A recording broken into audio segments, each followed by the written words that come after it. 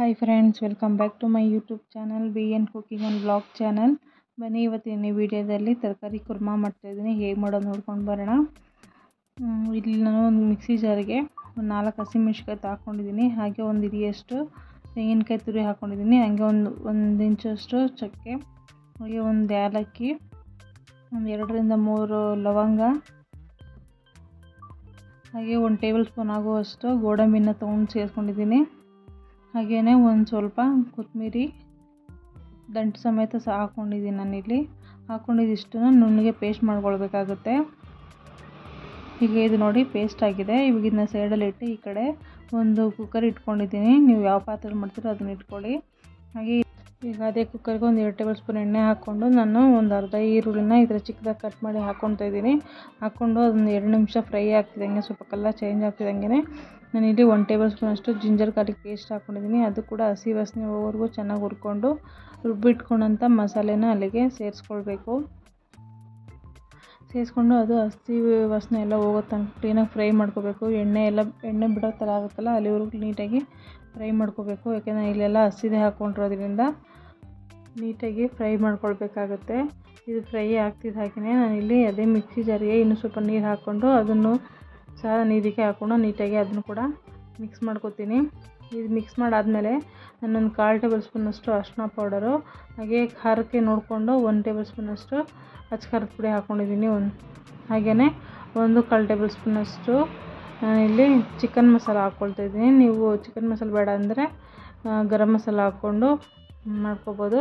ಹಾಗೆ ಈ ಥರ ನೋಡಿ ಎಣ್ಣೆ ಬಿಡೋ ಥರ ಆಗಿದೆ. ಸೊ ಈ ಟೈಮಲ್ಲಿ ನಾನು ತರಕಾರಿ ಹಾಕೋತೀನಿ. ಇದರಲ್ಲಿ ಬಂದು ಬಟಾಣಿ, ಹಾಗೆ ಹೂಕೋಸು, ನವಿಲುಕೋಸು, ಕ್ಯಾರೆಟು, ಬೀನ್ಸು, ಆಲೂಗೆಡ್ಡೆ ಎಲ್ಲನೂ ಸಣ್ಣದಾಗಿ ಹೆಚ್ಚಿ ಹಾಕ್ಕೊಂಡಿದ್ದೀನಿ. ಹಾಕ್ಕೊಂಡು ನೀಟಾಗಿ ಇದನ್ನು ಮಿಕ್ಸ್ ಮಾಡ್ಕೊಳ್ಬೇಕು. ಹಾಗೆ ಇದ್ರ ಜೊತೆಗೆ ನಾನು ಮೊಳಕೆ ಹೊಡೆದಿರೋ ಅವರೆ ಬೇಳೆನೂ ಸಹ ಸೇರಿಸ್ಕೊಂಡಿದ್ದೀನಿ. ನೀಟಾಗಿ ಮಿಕ್ಸ್ ಮಾಡಿಕೊಂಡು ಒಂದು 2 ರಿಂದ 3 ನಿಮಿಷ ಇದು ಹೀಗೇ ಚೆನ್ನಾಗಿ ಫ್ರೈ ಆಗಬೇಕು. ಇದರಲ್ಲಿ ಕ್ಲೀನಾಗಿ ಮಿಕ್ಸ್ ಮಾಡಿ ಕ್ಲೀನಾಗಿ ಫ್ರೈ ಮಾಡ್ಕೋಬೇಕಾಗತ್ತೆ. ಆಮೇಲೆ ಇದಕ್ಕೆ ನಾನು ರುಚಿಗೆ ತಕ್ಕಷ್ಟು ಉಪ್ಪನ್ನ ಸೇರಿಸ್ಕೊತೀನಿ. ಸೇರಿಸ್ಕೊಂಡು ಅದನ್ನು ಸಹ ನೀಟಾಗಿ ಒಂದು ಸರ್ತಿ ಮಿಕ್ಸ್ ಮಾಡ್ಕೊಳ್ತೀನಿ. ಈ ಥರ ಮಾಡೋದ್ರಿಂದ ಇದಕ್ಕೆ ಉಪ್ಪು ಖಾರ ಎಲ್ಲ ಚೆನ್ನಾಗಿ ಹಿಡ್ಕೊಳ್ಳುತ್ತೆ ತರಕಾರಿಗೆ. ಆಮೇಲೆ ಒಂದು 2 ರಿಂದ 3 ನಿಮಿಷ ಆದಮೇಲೆ ನಾನು ಇದಕ್ಕೆ ನೀರನ್ನ ಸೇರಿಸ್ಕೊತೀನಿ. ನೀರು ಕ್ವಾಂಟಿಟಿ ನೋಡಿಕೊಂಡು ಸೇರಿಸ್ಕೊಳ್ಳಿ. ಗ್ರೇವಿಗೆ ಈ ತರಕಾರಿ ಎಲ್ಲ ಹಾಕಿರ್ತೀವಲ್ಲ, ನೀಟಾಗಿ ಬೇಯಬೇಕಲ್ವ, ಅದಕ್ಕೋಸ್ಕರ ಹಾಕ್ಕೊಳ್ಬೇಕು. ನೀರಿಗೆ ಕ್ವಾಂಟಿಟಿ ನೋಡ್ಕೊಂಡು ನೀವು ಆ್ಯಡ್ ಮಾಡ್ಕೊಳ್ಳಿ. ನಾನು ಇಲ್ಲಿ 1.5 ಗ್ಲಾಸಷ್ಟು ಹಾಕ್ಕೊಂಡಿದ್ದೀನಿ. ಹಾಕ್ಕೊಂಡು ನೀಟಾಗಿ ಮಿಕ್ಸ್ ಮಾಡಿ ಇದಕ್ಕೆ ಮುಚ್ಚಿ 2 ವಿಜಿಲ್ ಕೂಗಿಸ್ಕೊತೀನಿ. ನೋಡಿ, ಇವಾಗ 2 ವಿಜಿಲ್ ಕೂಗಿ ತಣ್ಣಗಾಗಿದೆ. ಇವಾಗ ಕುಕ್ಕರ್ ಬಿಚ್ತಾ ಇದ್ದೀನಿ. ನೋಡ್ತಾ ಇರ್ಬೋದು ಎಷ್ಟು ಚೆನ್ನಾಗಿ ಕಲರ್ ಬಂದಿದೆ. ಗಮ್ಮಂತ ಸ್ಮೆಲ್ ಕೂಡ ಬರ್ತಾಯಿದೆ. ತುಂಬ ಟೇಸ್ಟಿಯಾಗಿ ಕೂಡ ಇರುತ್ತೆ. ಇದು ನಾನು ಒಂದ್ಸರಿ ಮಿಕ್ಸ್ ಮಾಡಿ ತೋರಿಸ್ತೇನೆ.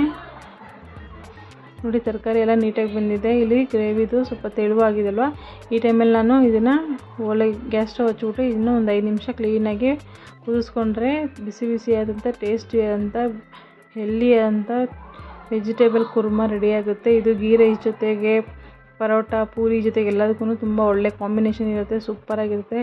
ಐ ಹೋಪ್ ನಿಮಗೆ ಈ ವಿಡಿಯೋ ಇಷ್ಟ ಆಗುತ್ತೆ ಅಂದ್ಕೊಂಡಿದ್ದೀನಿ. ಇಷ್ಟ ಆದರೆ ಪ್ಲೀಸ್ ಲೈಕ್ ಮಾಡಿ, ಶೇರ್ ಮಾಡಿ, ನಿಮ್ಮ ಅನಿಸಿಕೆ ಅಭಿಪ್ರಾಯಗಳನ್ನ ಕಮೆಂಟ್ ಮಾಡಿ. ಇನ್ನೂ ನನ್ನ ಚಾನಲ್ನ ಸಬ್ಸ್ಕ್ರೈಬ್ ಮಾಡದೆ ವಿಡಿಯೋ ನೋಡ್ತೀರಾ, ಪ್ಲೀಸ್ ಸಬ್ಸ್ಕ್ರೈಬ್ ಮಾಡ್ಕೊಂಡು ಸಪೋರ್ಟ್ ಮಾಡಿ. Thank you for watching.